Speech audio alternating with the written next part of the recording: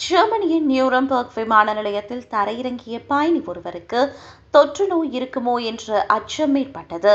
குறித்த பயணி நேற்று முன்தினம் இஸ்தான்புல்லில் இருந்து பெகாசஸ் ஏர்லைன்ஸ் விமானத்தின் மூலம் நியூரம்பர்க்கை வந்தடைந்தார். பயணியின் அறிகுறிகள் மற்றும் அவர் பயணம் செய்த நாடு ஆகியவற்றின் காரணமாக அவருக்கு தொற்று நோய் இருக்குமோ என்ற அச்சம் ஏற்பட்டது.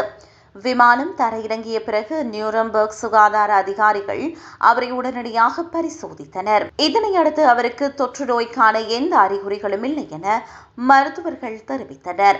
இது விமான நிலைய ஊழியர்களுக்கும் பயணிகளுக்கும் நிம்மதியை அளித்தது.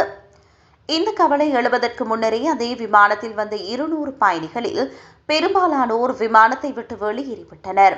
அதிகாரிகள் அவர்களுக்கு நிலைமை குறித்து அறிவித்து அடுத்த சில நாட்களுக்கு பின்பற்ற வேண்டிய வழிமுறைகளுடன் ஒரு QR குறியீட்டை வழங்கினார்.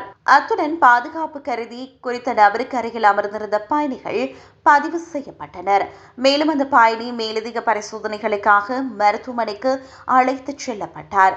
அத்துடன் இஸ்தான்புல்லுக்கு திரும்புவதற்கு முன்பு விமானம் சுத்தம் செய்யப்பட்டது.